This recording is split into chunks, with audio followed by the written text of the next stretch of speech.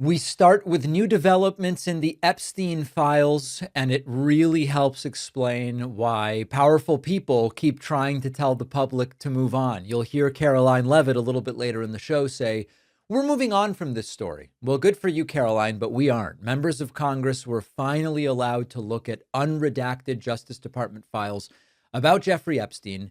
Not all of them, not even most of them, actually, just a portion. And even with that very limited access, we already have new, very extraordinarily serious questions about what is being hidden and why. Lawmakers from both parties almost immediately said, "We found the names of men likely implicated in Jeffrey Epstein's crimes whose identities had been concealed by Justice Department redactions." We heard from Republican Thomas Massie. We heard from Democrat Ro Khanna, both of whom helped push for access to these files in the first place, say that in just a couple of hours spent reviewing some of millions of documents, they found 6 men whose names had been blacked out. 6 men in a couple of hours. At least one is reportedly an American citizen. Another is a foreign national. One is described as a prominent individual. Another is tied to a foreign government. These are not little details that were hidden in the redacted versions of the files. Now, this raises the possibility that redactions may have been used deliberately to protect powerful figures rather than to protect victims, which, oh my goodness, that's exactly what we've been saying all along, as I almost knock over my water here.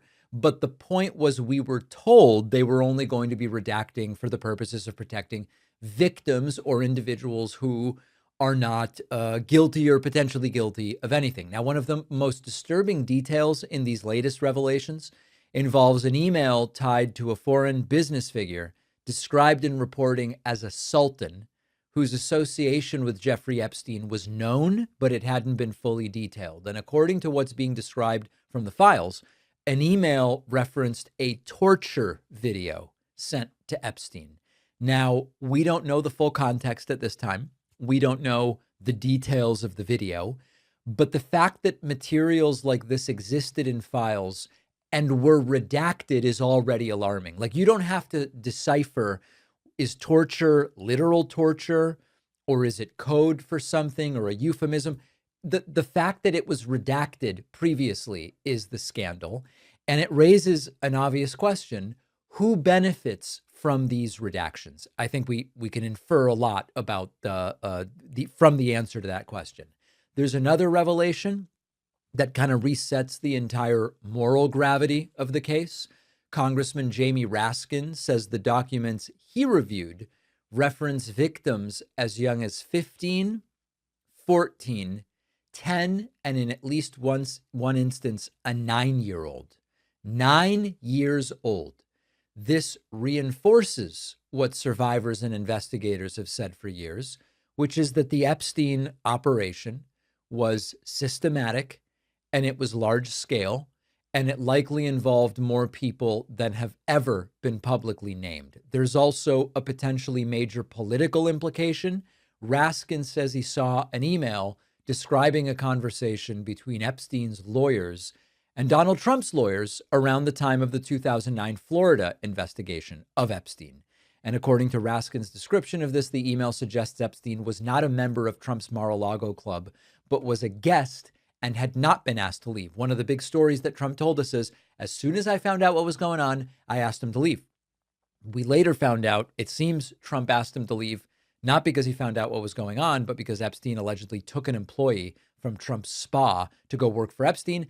Now, the subsequent revelation is he wasn't even a member and asked to no longer be a member. He was just a guest there. So that entire narrative may be completely false, and it would contradict so many claims of Donald Trump's.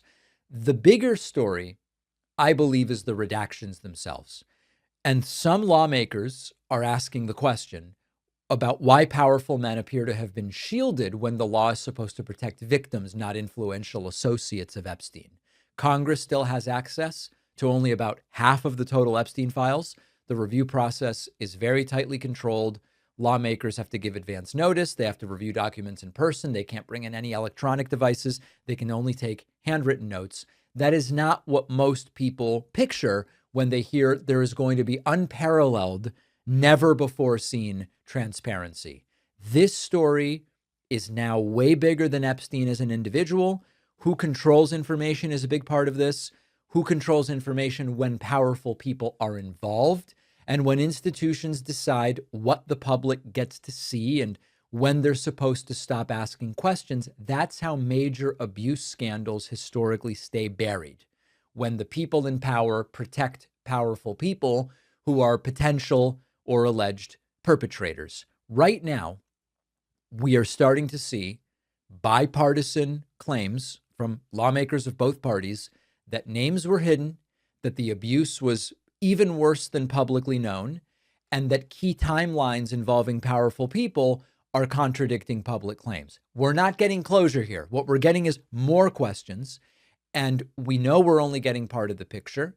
Later, we'll hear from Caroline Leavitt, who has decided the story is over. We have a little something to say about that. But one of Trump's goons was confronted about this, and we're going to talk about this next. Thanks for watching. Check out this other video. And if you like our content, make sure to subscribe so YouTube puts our videos in your feed, and subscribe to the podcast on Spotify and Apple.